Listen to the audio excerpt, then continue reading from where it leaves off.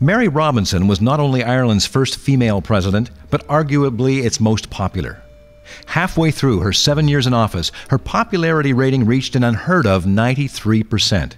And it was not because she avoided controversy. Liberalizing the availability of contraceptives, decriminalizing homosexuality, easing tension between Northern and Southern Ireland and with England were all hallmarks. And she worked to open and connect a modern Ireland to the world, developing a new sense of Ireland's economic, political, and cultural links with other countries and cultures, illustrating the potent power of dialogue in her relationships with other world leaders. Throughout, though, it was Mary Robinson's passion and compassion for the vulnerable that struck a particular chord with the Irish and the world. She was the first head of state to visit Somalia in 1992, the first to visit Rwanda in the aftermath of the 1994 genocide there, bringing focus to suffering that persisted in the shadows of world attention. Former prime ministers and senior government officials stood proudly beside her as she resigned from a successful Irish presidency 4 months before the end of her term.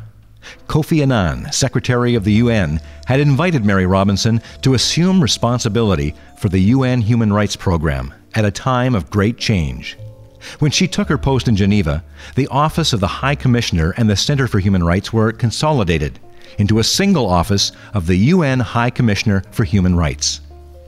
Under Mary Robinson's leadership, the office aimed to integrate human rights concerns in all the activities of the UN, harnessing the energies of new actors in the global quest for a universal culture of respect for fundamental rights and freedoms. She engaged the business sector on its human rights obligations, playing a leading role in the development of UN Secretary-General Kofi Annan's Global Compact Initiative, which seeks to promote corporate citizenship in achieving UN goals. She also encouraged the process which produced norms on business and human rights, adopted by the UN Subcommission on Human Rights in 2003. Her travels to more than 90 countries, some criticized for their civil rights records, put a spotlight on human rights. Mary Robinson strengthened human rights monitoring in over 20 countries, many of them areas of conflict, such as Kosovo in the former Yugoslavia. Her term helped increase the visibility of human rights violations associated with the spread of HIV/AIDS, and helped highlight the connection between institutionalized discrimination and poverty. But a second term as UN High Commissioner was cut short in 2002, much to the disappointment, but not the surprise, of many in the human rights community. Some claimed a campaign against Mary Robinson was the result of her effectiveness in demanding that powerful governments meet their legally binding human rights obligations. It's a message she continues to spread as Director of Realizing Rights, the Ethical Globalization Initiative, a venture Mary Robinson formed in partnership with the Aspen Institute, the International Council on Human Rights Policy, and the State of the World Forum.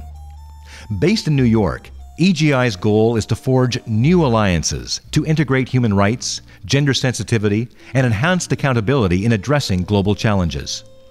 A particular focus is HIV/AIDS, which Mary Robinson argues needs to shift from being perceived as an issue of healthcare to an issue of basic human rights.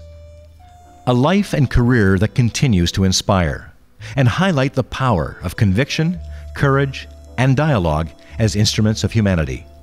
Through the Jack Blaney Award, we have today the privilege to recognize Mary Robinson's significant contributions to public dialogue on social concerns both urgent and complex.